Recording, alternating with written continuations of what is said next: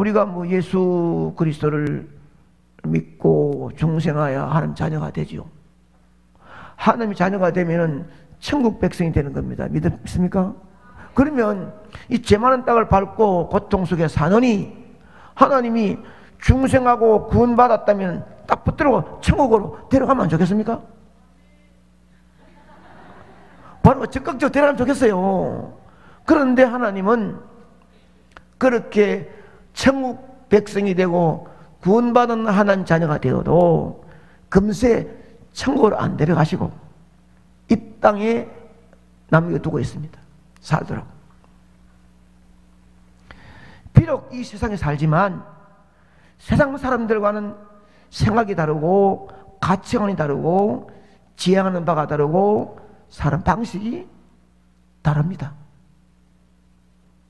같이 산다고 같이 사는 게 아니에요. 우리는 세상에서 다른 사람과 같이 살지만 그들과 같지 않는 사람들입니다. 그들과는 생각 자체만 다른 게 아니라 살아 환경도 다릅니다. 그들에게는 이 세상이 좋은 환경일지는 모르지만 우리 그리스도인들 하나님 자녀에게는 별로 도움이 안 되는 환경이 많습니다. 인간이 만든 자연 환경은 대부분이 우리의 신앙과 믿음의 전인과는 별 관계가 없는 것들이 많아요. 이것은 3500년 전에 이스라엘 백성들에게도 마찬가지입니다. 그들은 지금까지 살아왔던 문화와는 전혀 다른 문화 속으로 들어갑니다. 이스라엘 백성들이 히브리 민족이 애굽 땅 바로 밑에서 고통과 괴로움과 노예 생활하다가 하나님의 주권적인 역사 가운데서 홍해를 건너 40년 광야를 지나갑니다. 그러면 그들은 유목민이에요. 초막을 짓고 양을 치고 유목 생활을 했습니다. 구름 기둥과 불 기둥이 움직이면 따라 둘둘 말아가지고 가는 곳으로 따라갔습니다. 그런데 그들이 요단강을 건너 가나안 땅에 와 정복하고 가나안 땅은 유목민들이 하는 양을 치는 곳이 아니라 농사를 짓는 곳이에요. 그리고 그곳에는 선민이 믿는 하나님 여호와를 믿지 않고 이방인으로 이방 우상신을 믿는 곳입니다. 그들 가운데 들어간 선민 이스라엘 백성들이 어떻게 살아야 될 것인지를 하나님 말씀이 오늘 명령하고 권고하면서 이것이 그 당시 하나님께서 이스라엘 선민에게 가나안 땅에 가서 이렇게 살아라, 살면 내가 복을 주겠다 한 그 말씀이 현재 우리에게는 그리스도인들이 중생하여 하나님의 자녀가 되고 불신세계 세상에 나가 살아갈 때 어떻게 살아가야 될 것인지를 말씀 속에 찾아야 된다는 거예요. 이스라엘 백성들은 이 광야에서 가나안 땅에 갔지만 우리는 같은 세상에 살지만 예수 만나 구원받은 하나님 자녀가 중생하여 거듭나 하나님의 자녀로서 세상에서 어떻게 살아가야 될 것이냐 하는 문제. 우리는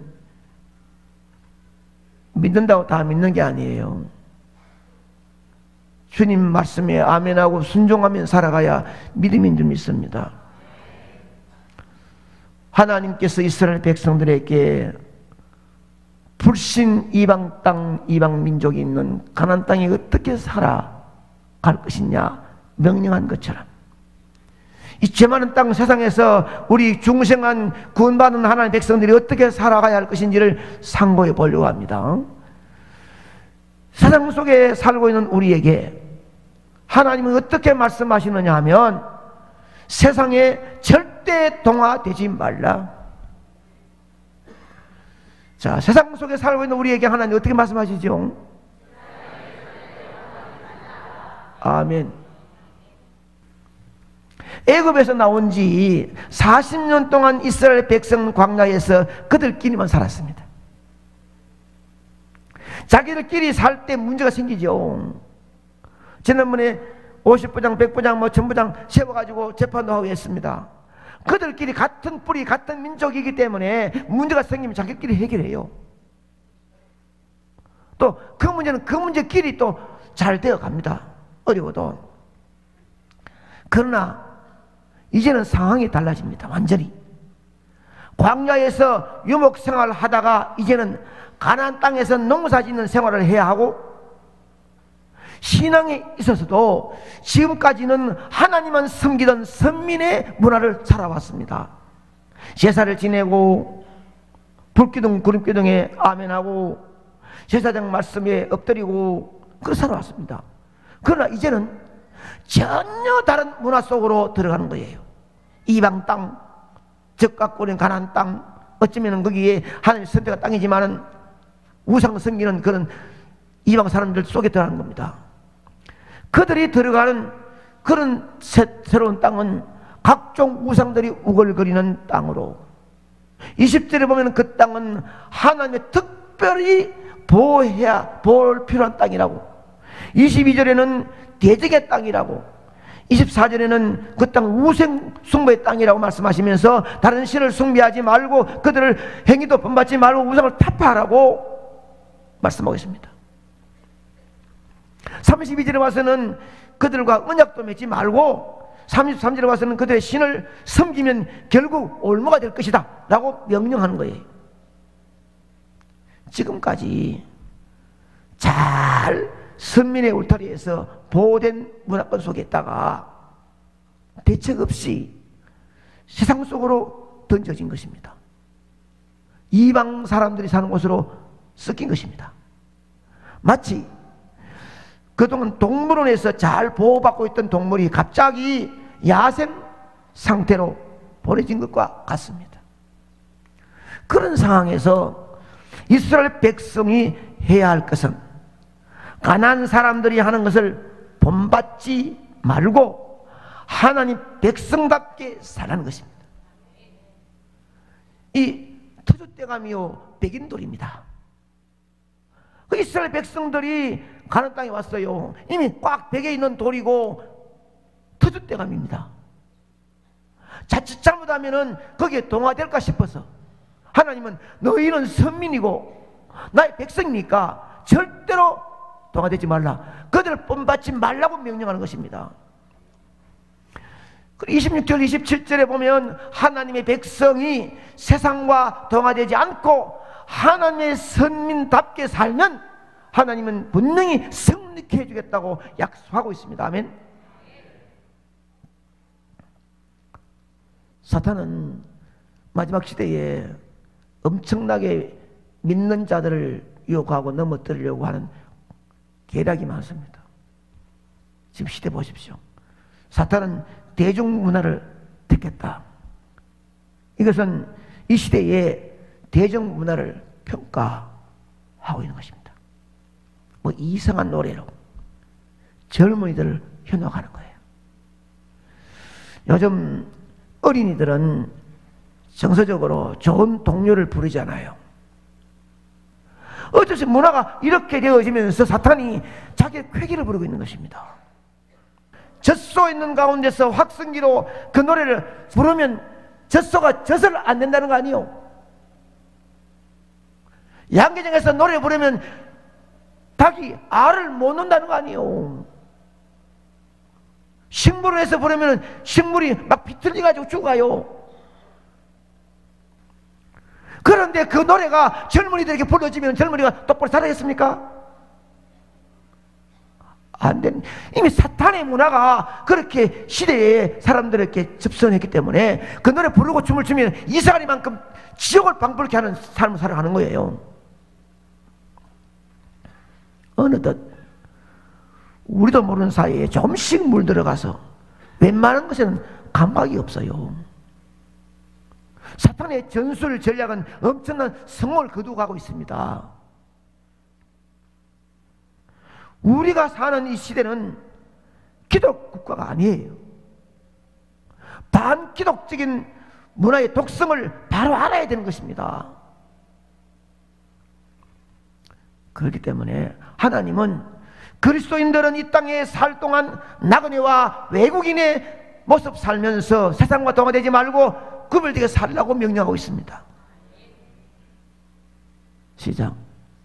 하나님께서는 그리스도인들이 이 땅에 살 동안 나그네와 외국인으로 살면서 세상과 동화되지 말고 구별되게 하세요. 오늘 그리스도인들 가운데에서 세상과 동화된 그리스도인들이 정말로 많습니다.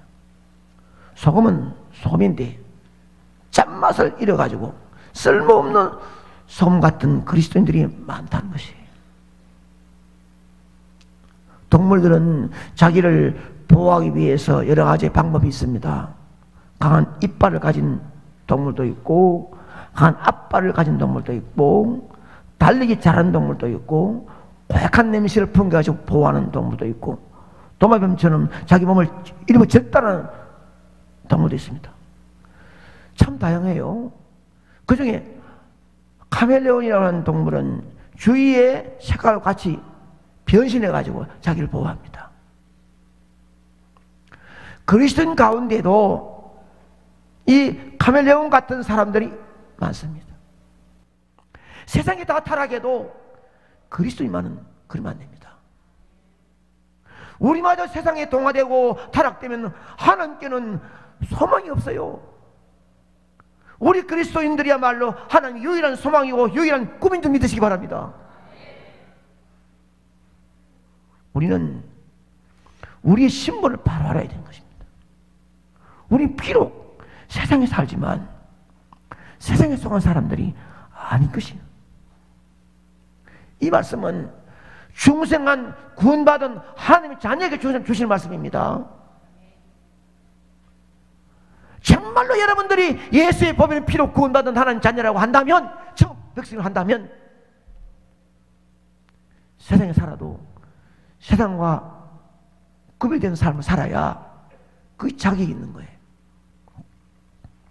세상에 동화되지 않고 우리만 가지는 특이성을 유지하면서 살아야 됩니다. 소금은 그 독특한 짠맛을 잃지 않고 있을 때의 존재의 이유가 있는 거예요. 누가 뭐래도 나는 금이 상무의 성도요 하나님의 자녀라는 자부심을 가지고 그들과 동화되지 아니해야 그리스도인의 아름다운 이름이 남을 수 있다는 것이에요. 세상과 동화되어 맛을 잃은 소금은 발에 짓밟힐 뿐입니다. 우리 주일학교 학생들부터 참 기도 많이 하고 뜨거운 교회 아닙니까?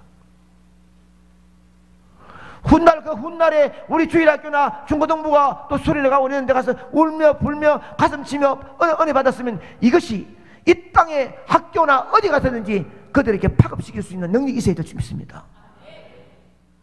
동화되면 안 되는 거예요.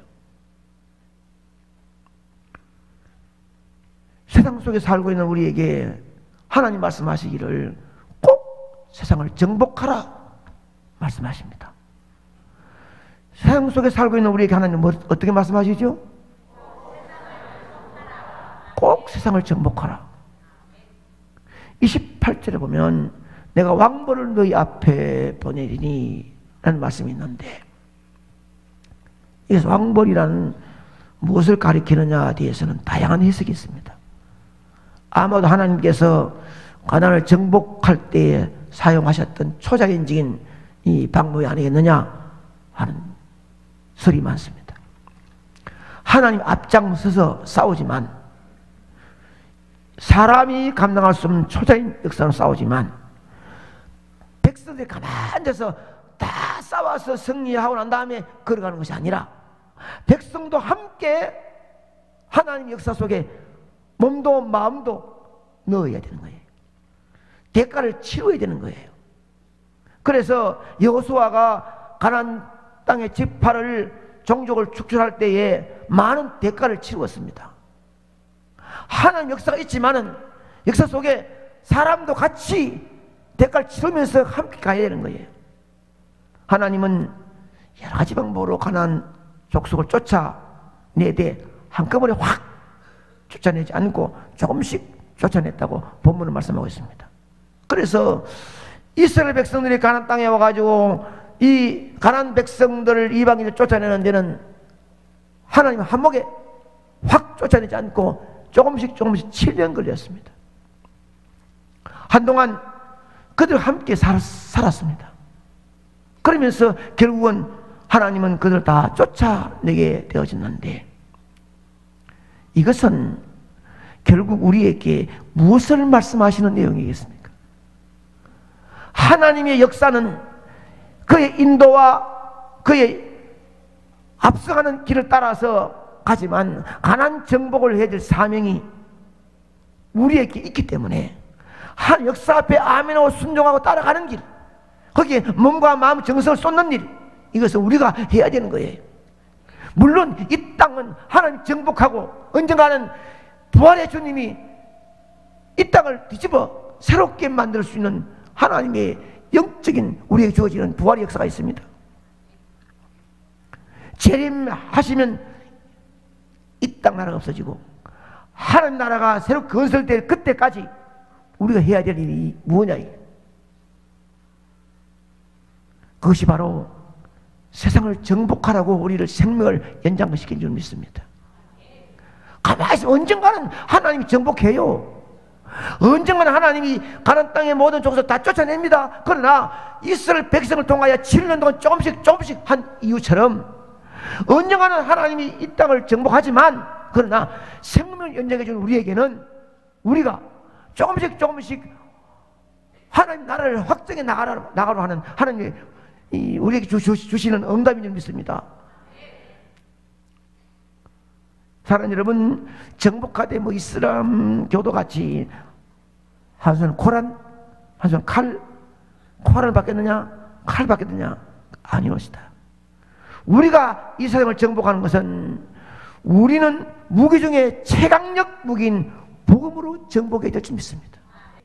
마귀의 종이 되었던 영혼이나 죄의 수렁에서 허우적거리는 영혼이나 어둠의 자식으로서 밤거리를 배회하는 영혼이나 술과 마약에서 중독된 이 폐물 같은 영혼이나 어떤 무기로도 그런 영혼을 정복할 수가 없습니다. 이 나라 이 민족이 잘 살 수 있는 길은 학교에서 지금 미션 계통을 자꾸 모아도록 하고 있는데, 아침에 모여가지고 성경 한 절 읽고 찬송 하나 부르고 기도하고 출발한다면 학생들이 바꿔질 것이라. 학교마다 축제를 벌어지면 사탄 문화가 그들 정복하고 있으니 나라가 안 되는 거예요. 이럴 때 우리의 구원받은 중생은 우리의 생명을 연장시켜주는 이유가 뭐냐? 그들을 조금씩 정복해 나가는 것입니다. 아멘입니다. 내 가정, 친척, 이웃들, 교회, 세상 사람들과 함께 있는 그들을 정복해 나가는 거예요. 우리는 우리의 사명을 바로 알아야 합니다. 주님 나라가 이 땅에 이루어질 때까지 복음으로 영혼을 정복해야 될 사명이 있습니다. 지금도 우리 주위에는 복음으로 정복해야 될 영혼들이 지천으로 깔려 있습니다. 그들 모두가 우리의 관심과 수고를 필요로 느끼고 있습니다. 오늘 우리가 진정한 관심을 가지고 복음을 전해야 할 영혼은 교회 다니고 있지만 거듭나지 못한 사람들입니다. 오랫동안 다니고, 죄송한 말씀이지만 사람의 인기서가 직분을 가졌다 하더라도 주님을 인격적으로 만나지 못한 채 종교 생활을 하고 있지 않은지, 내가 얼마 동안 예수 믿었다, 나는 모태신앙이다, 나는 누구다 말할 거 없고 진심으로 내가 예수 만난 복음이 내 가슴에 있는지 확인해야 되는 거예요. 만일에 성령이 역사되고 하나님의 말씀이 내 가슴에 있는 복음의 역사가 있다면 말투가 다릅니다. 생각이 다릅니다. 난 미워하고 비판하지 않아요. 여러분, 교회 밖에 있는 불신자에게 관심을 가져야 하지만 교회에 다니면서 그리스도인의 행세를 하고 있는 가짜 그리스도인들에게도 관심을 가져라는 것이에요. 이런 말하기가 강하늘 죄송하다고 말씀하잖아요. 가짜 그리스도인들이 있다는 거예요.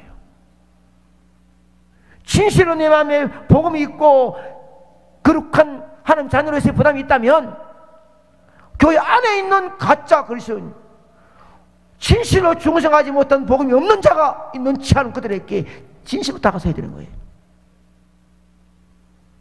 그래서 누구누구 뭐 이래 모여가지고 밥 한 번 먹는답니다. 차 한잔 마신답니다. 어디 커피집 있답니다. 할 때 누구누구 있었노? 누구입니다. 할 때 한 사람 그래 그 사람 있으면 담임 목사가 그 사람 있으면 괜찮아.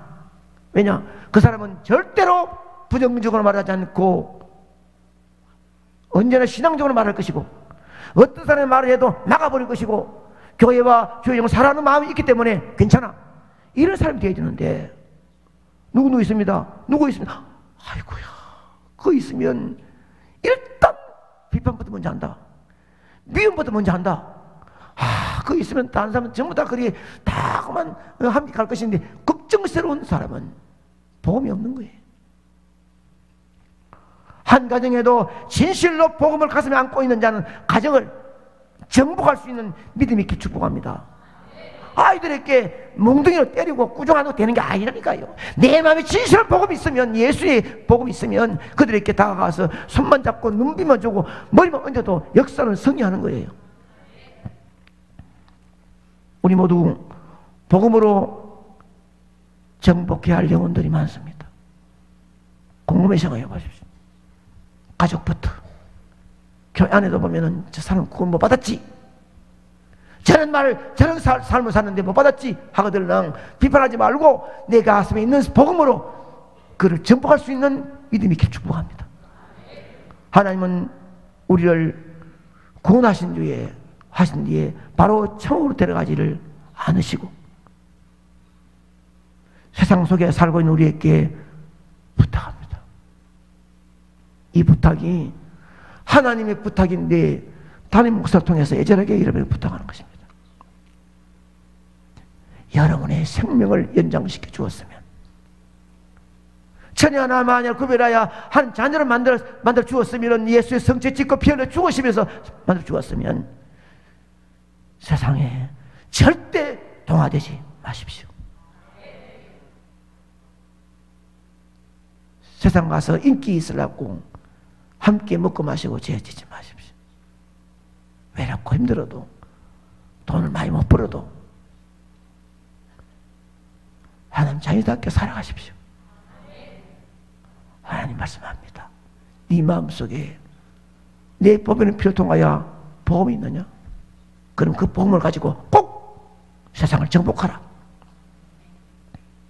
주님의 음성인 줄 알고 진실로 내가 구원받은 감격과 하나님 자녀가 됐다는 감격이 있으면 내 가정의 식구들부터 나가서 친척, 이웃들, 형제, 또 교회 안에도 없다가 아니라 교회 안에도 정복할 수 있기를 축복합니다.